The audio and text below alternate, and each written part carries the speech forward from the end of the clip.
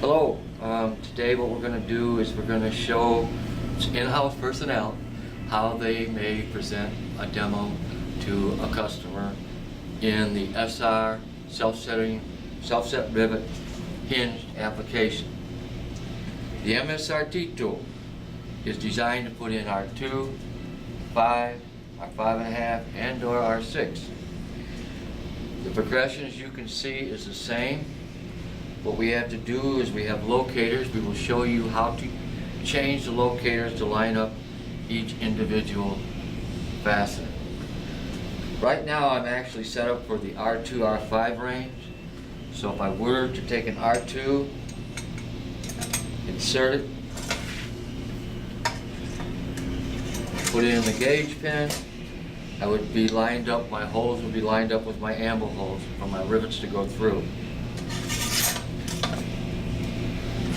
And or if I go to the R5, same thing. Now I'm lined up with all 5 holes directly over the 5 holes in the amble plate. In order to put in R5.5, I need to change my locator.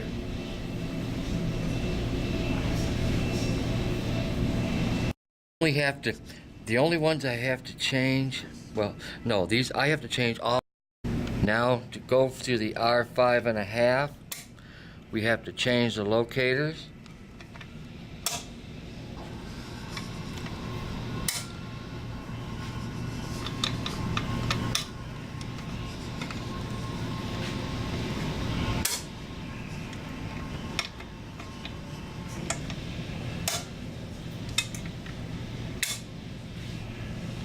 In place.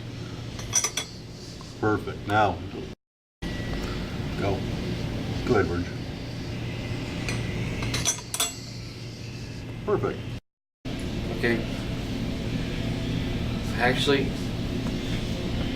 if you're going to do anything, I would just say, and as you can see, we can change it for all sizes because I want to stop because I want to go. We also have a R8 tool that only puts in R8. So none of these locators will be moved at any given time. So you can just put your fasteners in, put your pin in, obviously put in your belt, and then put down your clamp.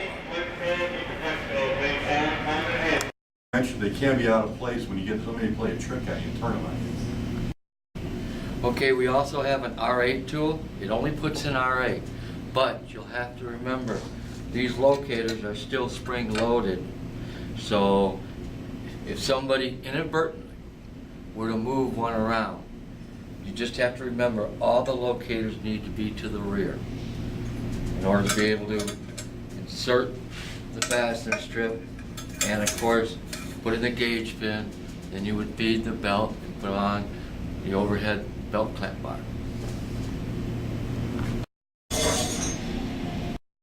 I just want to take a still.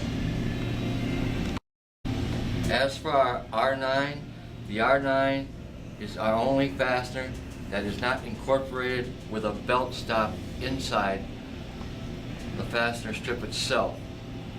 So with that, what we do is, when the tool was made, we built the locators so that they would act as the belt stops.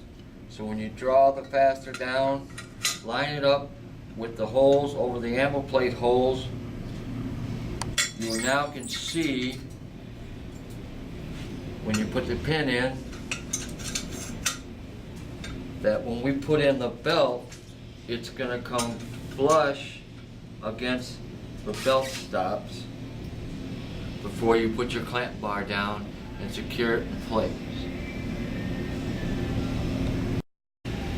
Okay, we also state that when you go ahead and skive your belt, we recommend, obviously, that when you're done skiving, you're going to take our gauges and then check for belt thickness for proper rivet selection.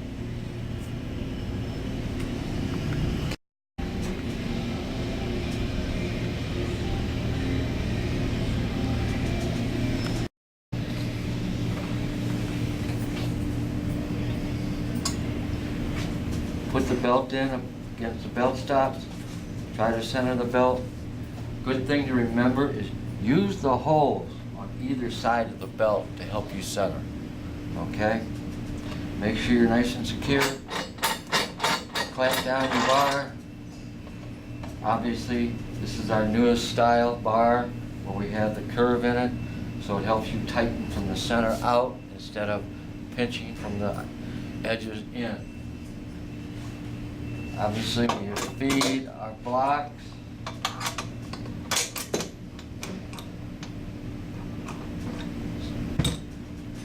Preset. Preset.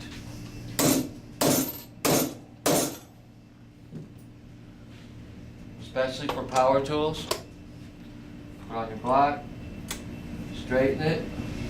A good thing to do in demos also is to use a collator rivet. This way,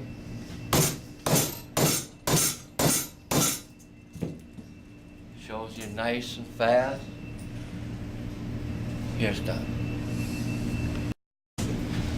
Then, obviously, we say you drive down. Maybe use a little silicone.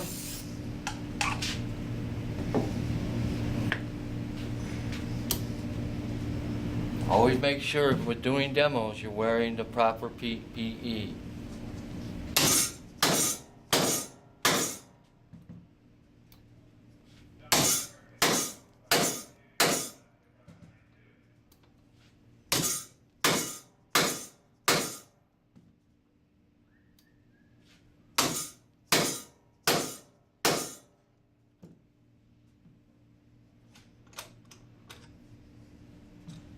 Then of course, you come back,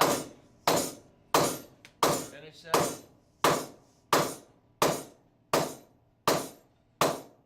Make sure to stay away from the loop area.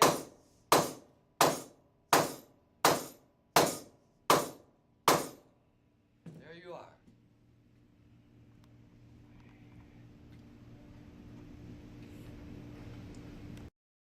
I'll ask, Yep. you know if you let. Okay, now what we suggest, especially on real wide belts and real applications, remove the gauge pin first before releasing the clamp bars and taking the rest of the tool apart and taking off all of the extra pilot nails.